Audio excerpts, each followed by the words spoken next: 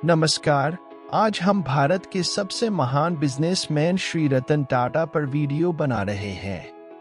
आशा करते हैं आपको ये वीडियो पसंद आएगा। अगर आपको वीडियो पसंद आता है तो वीडियो को लाइक करें, चैनल को सब्सक्राइब करें और बेल आइकन दबाना ना भूलें। रतन टाटा भारत के उन गिने चुने उद्योगपतियों में से एक हैं जिन्होंने अपने गुणों से सबके दिलों में अपनी जगह बनाई है। उनके जीवन को पढ़ना किसी सम्मान से कम नहीं है। रतन टाटा भारत के जाने माने प्रसिद्ध और परोपकारी उद्योगपति हैं। रतन टाटा की जीवनी में हम इनके जीवन की हर महत्वपूर्ण घटना को शामिल करने का प्रयास करेंगे। सर रतन टाटा की जीवनी उनके द्वारा किए गए महान और परोपकारी कार्यों के लिए महत्वपूर्ण हो जाती है। रतन टाटा अपनी कुल कमाई का 65% ट्रस्ट को दान में दे देते हैं। इसलिए रतन टाटा का नाम अमीरों की शीर्ष सूची में शामिल नहीं है, लेकिन इनकी कुल संपत्ति को अगर एक साथ जोड़ा जाए तो विश्व के तीसरे सबसे अमीर इंसान होंगे। हम यहाँ रतन टाटा की जीवनी के साथ साथ उनके बारे में कुछ महत्वपूर्ण रोचक किस्से भी बताने वाले हैं, इसलिए आप वीडियो को पूरा जरूर देखें। जन्म और परिवार। रतन टाटा का पूरा नाम रतन नवल टाटा है। इनका जन्म 28 दिसंबर 1937 को बॉम्बे में हुआ था। रतन टाटा परिवार के वंशज हैं। रतन टाटा के पिताजी का नाम नवल टाटा है और माता का नाम सोनी टाटा है। नवल टाटा और सोनी टाटा के रिश्ते में दरार पड़ने के कारण रतनजी टाटा की परवरिश इनकी दादी की देखरेख में हुआ था। रतनजी टाटा की दादी का नाम नवजीबाई टाटा है। रतन टाटा अपनी दादी नवजीबाई टाटा से बहुत ही अधिक प्रभावित थे। रतन टाटा के माता पिता का तलाक होने पर इनके पिताजी नवलजी टाटा ने दूसरी शादी कर ली थी। इनका एक सौतेला भाई है जिनका नाम नोएल टाटा है। रतन टाटा की शिक्षा। रतन टाटा एक उच्च शिक्षित व्यवसायी हैं। रतन टाटा की शुरुआती शिक्षा मुंबई में हुई। रतन जी टाटा की प्राइमरी शिक्षा मुंबई की कैथेड्रल और जॉन कोनन स्कूल में पूरी हुई। यहाँ से आगे वे शिमला कॉटन स्कूल चले गए और वहाँ अपनी पढ़ाई जारी रखी। इसके बाद वे अपनी आगे की पढ़ाई के लिए वे अमेरिका चले गए। अमेरिका में कॉर्नेल यूनिवर्सिटी आर्किटेक्चर में स्नातक की डिग्री हासिल की है। इसके बाद उन्होंने हार्वर्ड बिजनेस स्कूल से एडवांस मैनेजमेंट की पढ़ाई की। यहाँ तक पढ़ाई खत्म करने के बाद वे नौकरी की तलाश करने लगे और अपने कैरियर की खोज में निकल पड़े। कुछ समय नौकरी करने के बाद वे अपने पारिवारिक बिजनेस में शामिल हो गए। रतन टाटा के करियर की शुरुआत।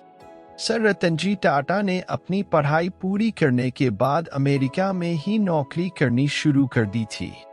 जब 1962 में वे भारत लौटे तो जे.आर.डी. टाटा की सलाह पर IBM में नौकरी ठुकरा दी और अपने पारिवारिक बिजनेस का हिस्सा बन गए। टाटा ग्रुप में शामिल होने पर इनको जमशेदपुर भेजा गया। वहां इनको टाटा स्टील शॉप फ्लोर में काम करने का मौका मिला। कुछ सालों बाद 1971 में उनको राष्ट्रीय रेडियो और इलेक्ट्रॉनिक्स के डायरेक्टर के पद पर नियुक्त किया गया। जब रतन टाटा ने इस कंपनी से जुड़े तब यह कंपनी 40% घाटे में चल रही थी। रतन टाटा ने न केवल इस कंपनी के घाटे को कम किया बल्कि मुनाफे में लेकर आए। रतन टाटा की लगातार सफलताओं के कारण जे.आर.डी. टाटा ने जल्द ही 1981 में रतन टाटा को अपना उत्तराधिकारी घोषित कर दिया। हालांकि यहाँ पर उनकी कुछ आलोचनाएं भी की गई। टाटा ग्रुप के कुछ वरिष्ठ कर्मचारियों ने रतन टाटा को अनुभवहीन बताया। टाटा इंडस्ट्रीज में प्रवेश के 10 साल बाद रतन टाटा को टाटा समूह का अध्यक्ष नियुक्त किया गया। टाटा ग्रुप के अध्यक्ष बन जाने पर टाटा समूह बिल्कुल नई ऊंचाइयों पर पहुंच गया।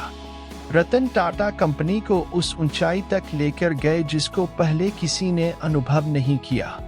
रतन टाटा ने Tetley, Jaguar Land Rover, Corus कंपनियों को अपने हिस्से में लेकर उनको ऊंचाई तक लेकर गए।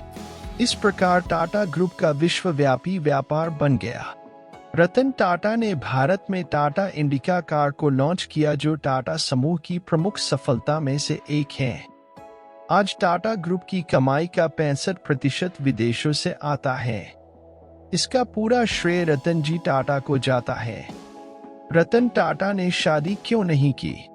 शादी की बात को लेकर रतन टाटा अक्सर चर्चे में रहते हैं। हालांकि उनकी उम्र अभी 83 साल है, लेकिन उन्होंने कभी शादी नहीं की। कुछ समय पहले यह कहा जाता था कि रतन टाटा अपने काम में व्यस्त रहने के कारण शादी नहीं कर पाए, लेकिन 2012 में रतन जी टाटा ने अपने शादी को लेकर खुलासा किया।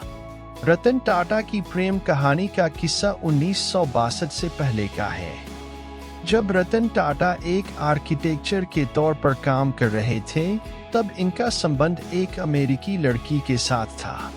दोनों शादी करने ही वाले थे कि अचानक रतन टाटा को भारत आना पड़ गया। भारत आने से पहले रतन टाटा ने अपनी प्रेमिका से वादा किया कि अगर वे शादी करेंगे तो केवल उसी के साथ करेंगे। भारत आने के बाद भारत चीन का युद्ध छिड़ गया। युद्ध की गंभीरता को देखते हुए भारत और अमेरिका के विमान बंद हो गए थे और रतन टाटा वापस अमेरिका नहीं जा पाए। उधर अमेरिका में रतन टाटा की प्रेमिका के माता पिता ने उनकी शादी किसी दूसरे एक अमेरिकी व्यक्ति के साथ करवा दी। जब रतन टाटा को इस बात का पता चला तो उनको बहुत आघात हुआ और उन्होंने अमेरिका को छोड़ दिया।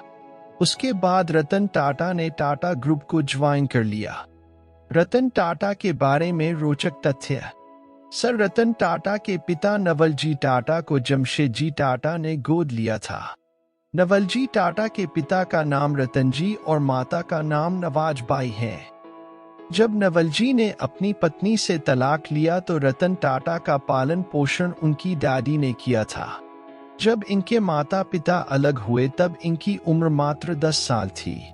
टाटा सन्स को कुत्तों से बहुत अधिक लगाव है। यह परंपरा कई वर्षों पुरानी है। बॉम्बे हाउस हो या टाटा सन्स का मुख्यालय, सभी जगहों आवारा कुत्तों को अंदर आने दिया जाता है।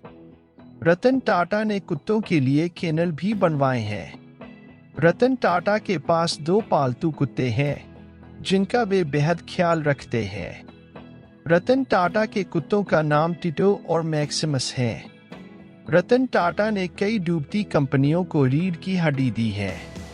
टाटा मोटर्स के साथ लैंड रोवर जगुआर, टाटा चाय के साथ टेटली, टाटा स्टील के साथ कोरस कंपनियों को मिलाकर एक नई ऊंचाई दी है। सर रतन टाटा का अब तक का सबसे प्रिय प्रोजेक्ट नैनो कार था। 2009 में रतन टाटा ने लोगों से वादा किया कि वे 1 लाख तक कीमत की कार लॉन्च करेंगे। उन्होंने इस वादे को पूरा किया और नैनो कार लॉन्च की थी। रतन टाटा कारों का बहुत अधिक शौक रखते हैं। रतन टाटा के पास लगभग 19 करोड़ की कारें हैं। रतन टाटा के पास Ferrari California, Cadillac XLR, Land Rover Freelander, Chrysler Sebring, Honda Civic, Mercedes Benz S class, Jaguar कारों का संग्रह है। एक सफल बिजनेसमैन होने के साथ साथ रतन टाटा एक कुशल पायलट भी हैं। रतन टाटा को फ्लाइट में उड़ान भरना बहुत पसंद है। रतन टाटा 2007 में F-16 फाल्कन पायलट करने वाले पहले भारतीय थे। रतन टाटा के परोपकारी के किस्से पूरे विश्व भर में चलते रहते हैं। जिस बिजनेस स्कूल में उन्होंने ट्रेनिंग ली थी, 2010 में वहां पर 50 मिलियन का दान किया था।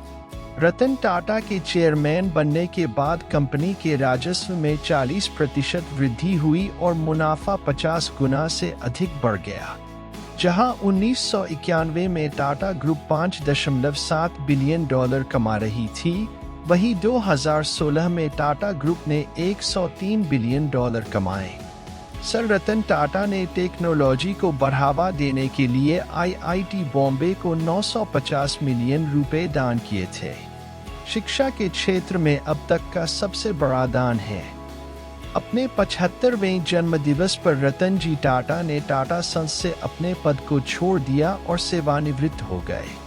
इसके बाद भी रतन टाटा सक्रिय रूप से व्यवसायी हैं और स्टार्टअप निवेश में करते रहते हैं। रतन टाटा अपनी कुल कमाई का 65% हिस्सा ट्रस्ट और परोपकारी कार्यों में लगा देते हैं। रतन टाटा की कमाई को लेकर एक बहुत ही मजेदार तथ्य यह है कि अगर 2016 के अनुसार अगर इनकी कुल कमाई को जोड़ दिया जाए तो ये विश्व के सबसे अमीर बिजनेसमैन होते। रतन टाटा अक्सर होटल के कर्मचारियों, रसोइयों या किसी दूसरे व्यक्ति को धन्यवाद देने में संकोच नहीं करते। सर रतन टाटा बचपन से लेकर अब तक अपने काम खुद ही करते हैं। ऐसे बहुत कम मौके होते हैं जहां वे दूसरों की सहायता लेते हैं। रतन टाटा की उम्र अब 83 वर्ष हो चुकी है, लेकिन अब भी वे अक्सर कतारों में खड़े मिल जाते हैं। ये इस बात को दर्शाती है कि रतन टाटा सामाजिक नियमों को कभी तोड़ते नहीं हैं। एक बार रतन टाटा किसी व्यक्ति से प्रभावित हुए और कुत्तों के लिए कॉलर का निर्माण करवाया। इतना ही नहीं, जिस व्यक्ति से प्रभावित हुए और उनको नौकरी भी पेश की। वर्तमान में रतन जी टाटा मुंबई के कोलाबा में समुद्र के सामने रहते हैं। वे अपने बंगले में कुछ नौकरों के साथ अकेले रहते हैं। सर रतन टाटा कट्टर भारतीय हैं। रतन टाटा को कई बार विदेशों की नागरिकता को अपनाने के प्रस्ताव आए, लेकिन उन्होंने हमेशा एक भारतीय ही रहना पसंद किया। सम्मान और पुरस्कार।